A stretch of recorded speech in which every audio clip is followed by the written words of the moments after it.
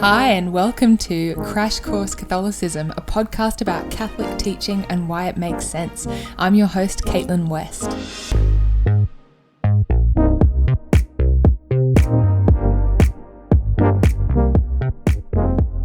Hey friends, and welcome to the next episode in our deep dive into Catholic social doctrine. Now, before we get started, I just want to briefly say thank you to the people who have become patrons or who have donated to the podcast through PayPal over the last couple of months. Your help has made it possible for us to purchase some new equipment, which is going to be used in some fun little upcoming projects that we've got. So if you're not already following the podcast on social media, now is the time to do it because we'll be uploading some short videos to complement some of the episodes that we'll be doing over the next few weeks. So that's super exciting. And thank you again to all those who have supported and continue to support this podcast. You really do make this work possible. Okay, so let's get into the episode. So in the next few episodes, we're going to be thinking about the human person. What is a human being? And what makes human beings different from other animals? Why are we unique in the natural world? And why do we say that human beings have dignity and rights that we might not afford to other living creatures? So that's what we're going to cover over the next few episodes. In this first episode, we're going to lay the foundations by thinking specifically about human nature. What is it that makes us human persons as opposed to plants or animals? And why do we say that human beings are made in the image of God? Now, the reason why we're thinking about all of this in the context of social doctrine specifically is because the whole of the Catholic Church's social teaching is basically built on the foundations of a particular philosophical understanding of what the human person is. And without an understanding of how the Catholic Church defines a human person, then really the whole of social doctrine doesn't make sense. So we need to begin by understanding what a human person is, what human rights are, before we can understand the rest of social doctrine. And we call this, what we're going to be doing in the next few episodes, we call it philosophical anthropology. So building a philosophical understanding of what human beings are and what human nature is that we can then build everything else on.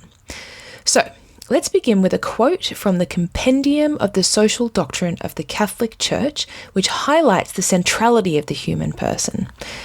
This is point 106. It says, "All of social life is an expression of its unmistakable protagonist, the human person. The human person is and must always remain the subject, foundation, and goal of social life. Every expression of society must be directed towards the human person." So in other words, the compendium is saying here that every expression of society, so everything that societies do, every system that we create, every action that we engage in as a society, everything should be ordered around the protagonist, the central character of social life, which is, of course, the human person. The human person is at the center of social life, or should be. And then there's a point later on in the compendium, point 132, which says, "The human person represents the ultimate end of society. The social order and its development must invariably work to the benefit of the human person." So it's saying something similar, that the human person is at the center of society. But then it goes on to clarify why. It says, "Since the order of things is to be subordinate to the order of persons and not the other way around." Okay, it's a bit of a complicated sentence. So what's it saying? It's saying that things are not greater than persons. Ideas are not greater than persons. The person, the human person, should never be secondary to things or ideas or systems. Basically, the human person should be at the center of everything that societies do. Our social and economic and political systems should exist to serve human persons and not the other way around. Human beings do not exist to serve things. And that is something that has happened historically and continues to happen in some societies. Human beings are treated as a means to an end and are put in the service of systems and ideologies rather than being valued and respected in their own right.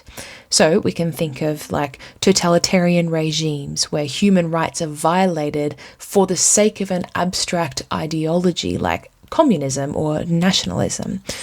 So situations where ideas and systems take precedence over the flourishing of individual human beings. I don't know if you've ever seen the film Hot Fuzz.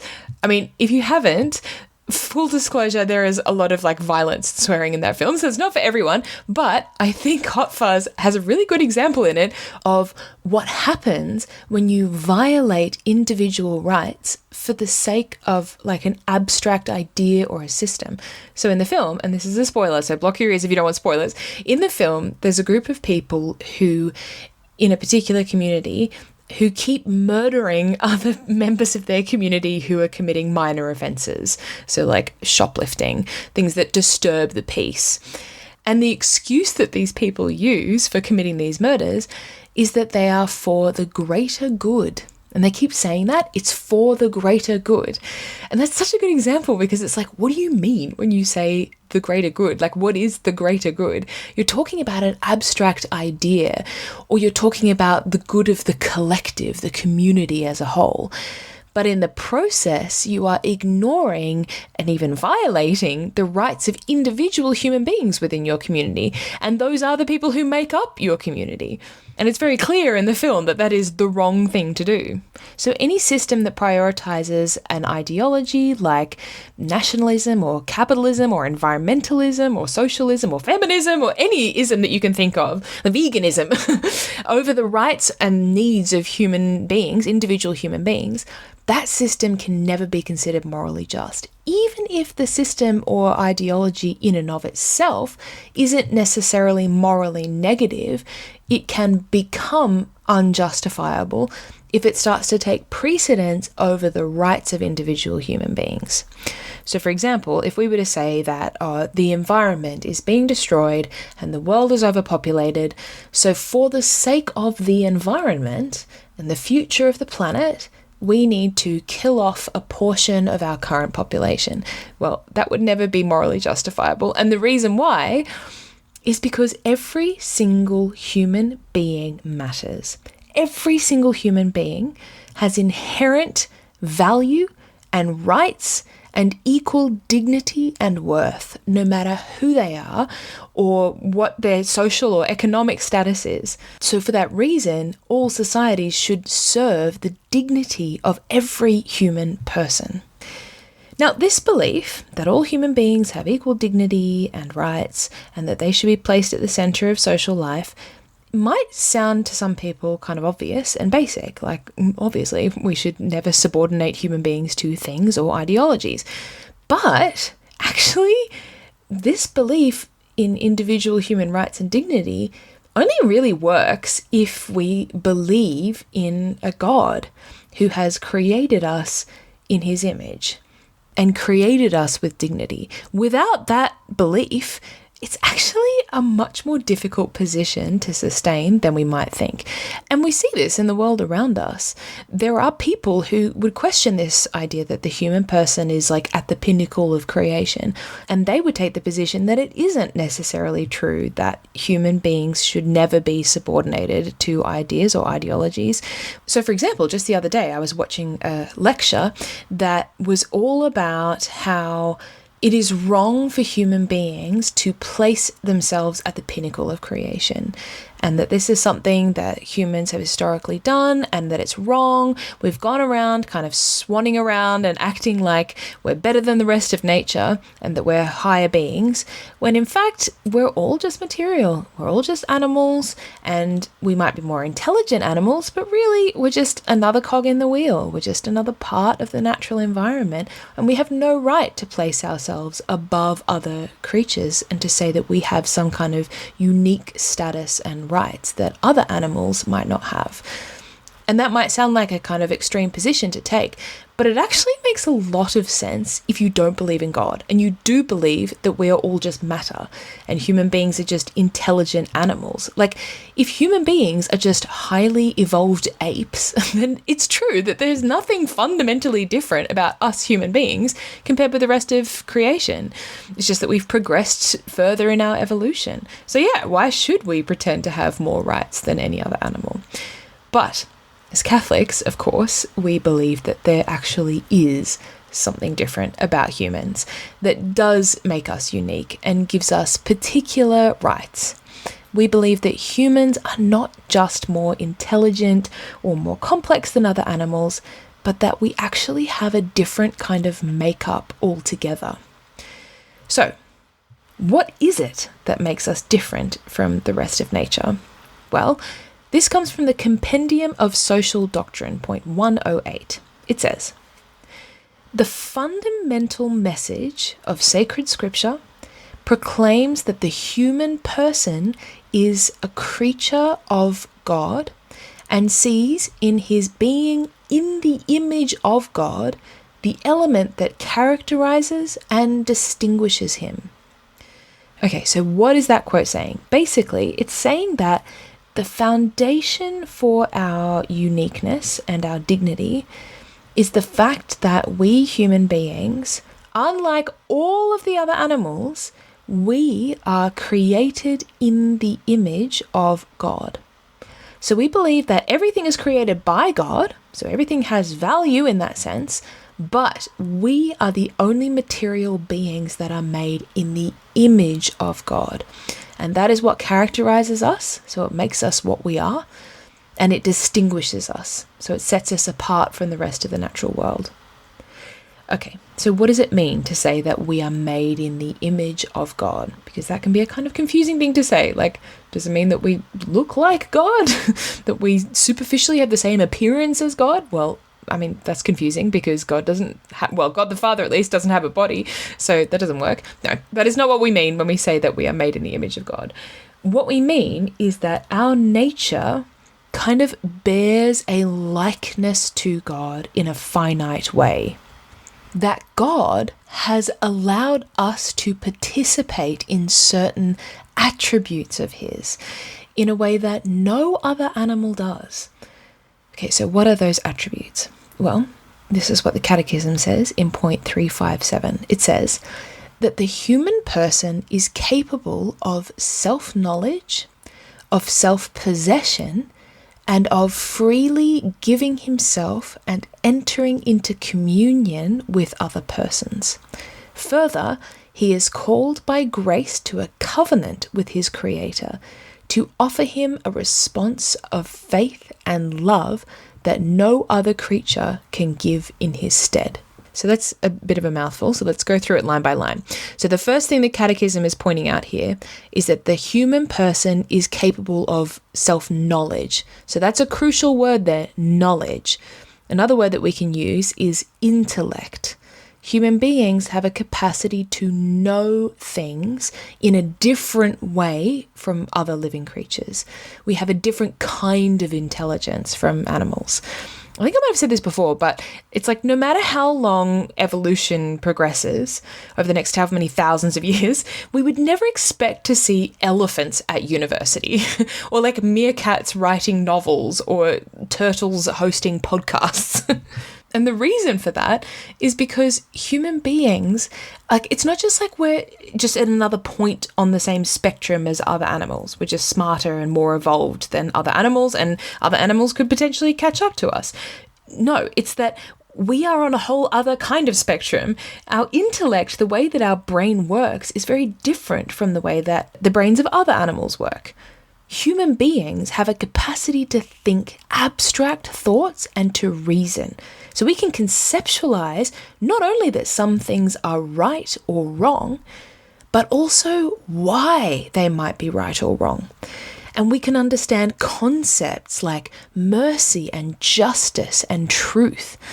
So an animal might know that they can't do something because they'll get punished if they do it, but they don't conceptualize that that thing is morally a wrong or right thing to do. Human beings can do that kind of reasoning. Human beings also have the capacity for self-knowledge. So we can know ourselves and identify when we are doing something wrong and make efforts to improve ourselves morally, become morally better people. So all of this can be summarized by saying that the human intellect transcends material reality, so the stuff that we can see and touch in front of us, and can enter the kind of spiritual realm and the realm of ideas. And this sets us apart from the rest of the natural world. So that's the first thing that the Catechism is talking about, that human beings have a rational intellect. Secondly, point 357 says that human beings are capable of self-possession. In other words, we have what we call free will, which is a capacity to make free moral choices guided by our rational intellect. So let's think about it. Human beings, as well as animals, we all have passions, right? And instincts. So things like fear and hunger and lust and anger. And these things tend to rise up in us, often unbidden, as a kind of knee-jerk response to stimuli. So we all have passions and instincts. But human beings are unique in that we are able to direct our passions and override our animal instincts and to make choices that are guided by our rational thinking about how we want to behave. In other words, we are capable of making free moral decisions. So to compare, let's think about a dog who sees a plate of food and the dog is hungry. He will probably try to eat that plate of food unless the stronger instinct of fear overrides his instinct of hunger, maybe because his owner is watching him and he knows that he'll get shouted at if he tries to eat the food. But whatever the dog does, the dog is acting on its instincts. Whereas a human being can look at a plate of food, feel hungry, but rationally conclude that this food does not belong to me. It actually belongs to my friend and I don't have the right to take it from them. And then we can use our free will to refrain from eating the food based on our reasoning. So this capacity for rationality, our free will, these are the things that make us in the image of God, because they are spiritual qualities that come from God and that no other animal or plant has. By the way, all of this is true of every single human being, even if they are unable to exercise their intellect or their will for some reason.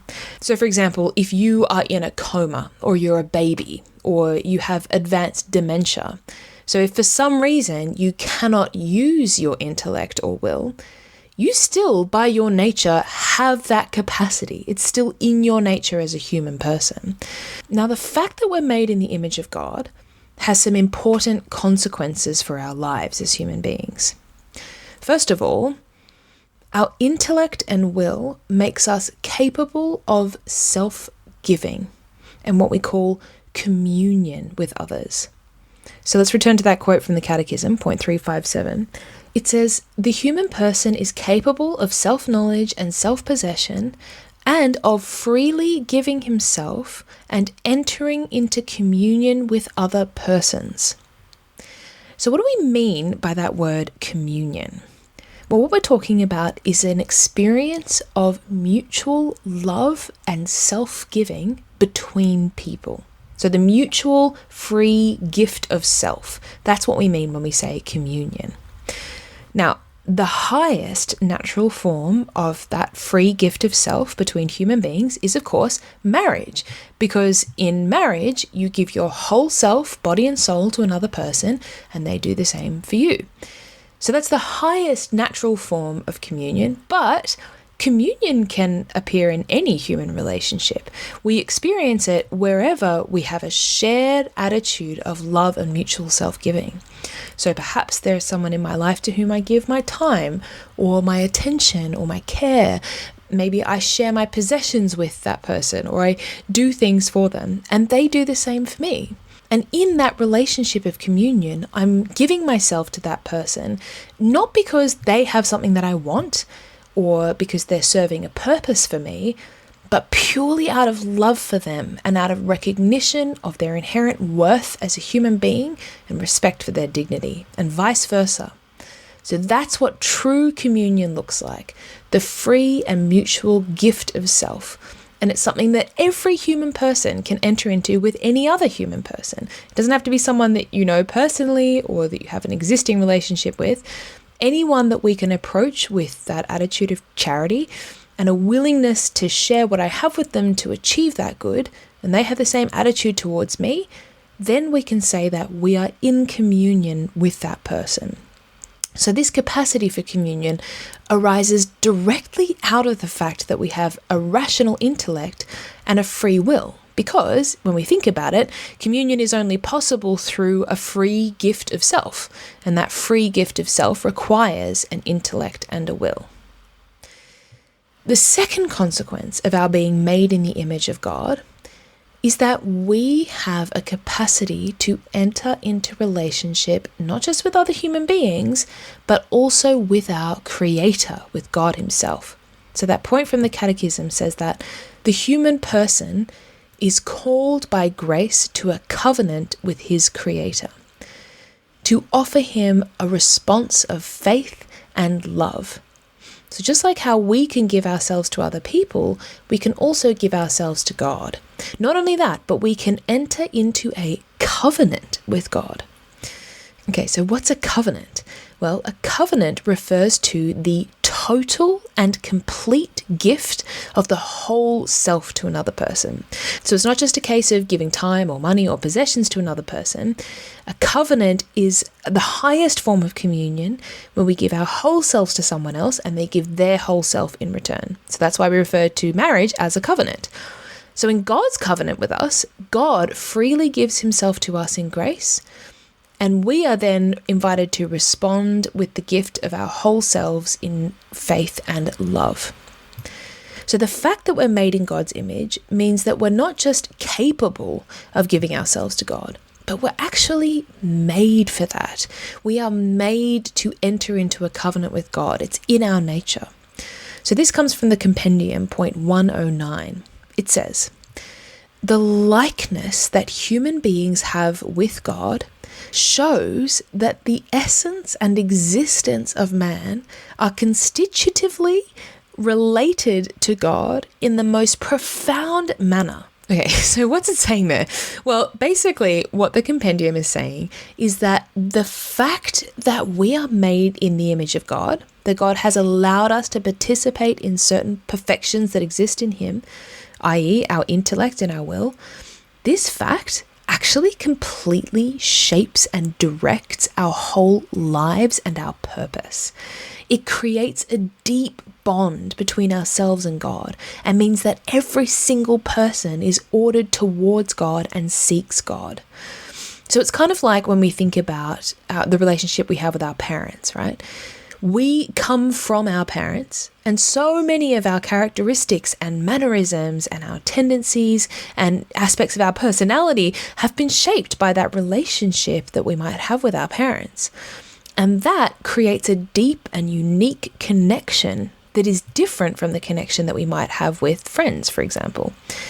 So when we say that we are made in the image of God, what we're saying there is that the kind of core of what we are, human persons with a rational intellect and free will, that very core of ourselves comes from God and is shaped by God.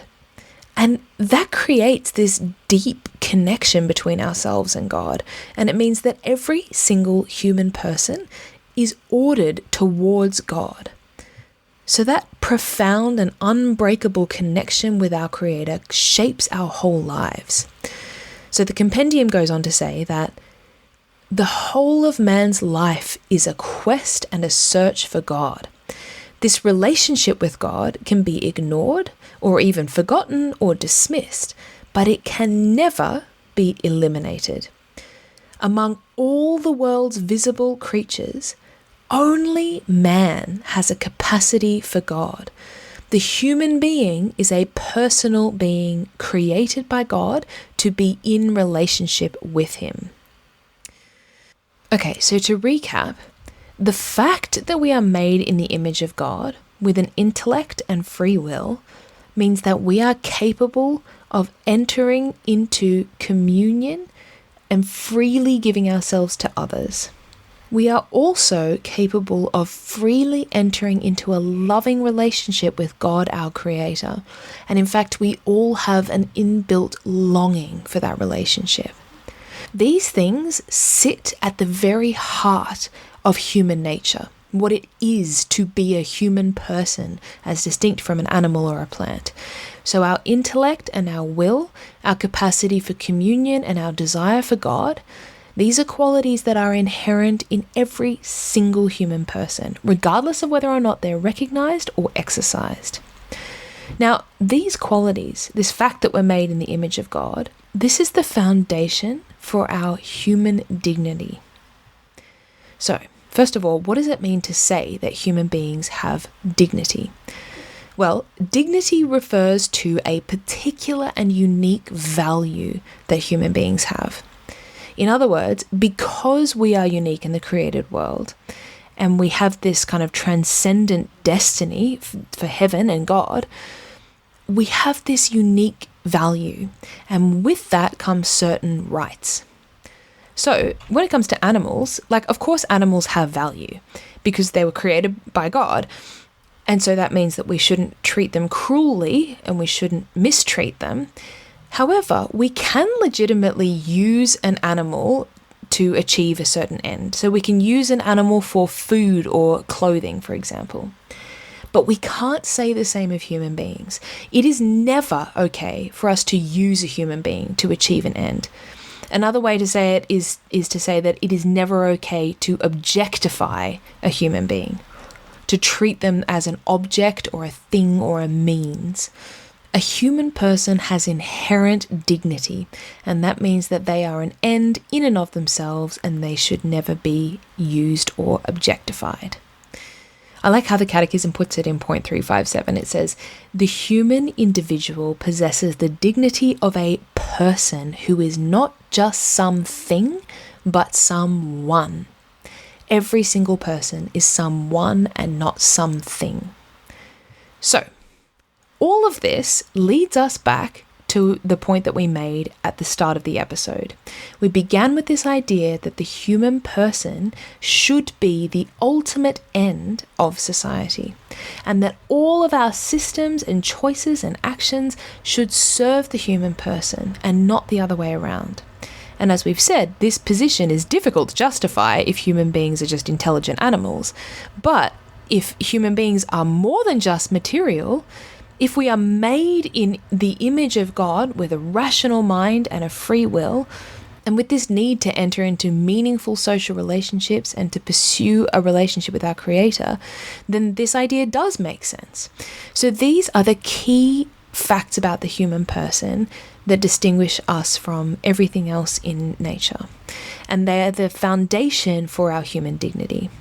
And recognition of this dignity should be at the heart of every human society. So we can end with this quote from the compendium, point 132. It says, "A just society can become a reality only when it is based on the respect for the transcendent dignity of the human person."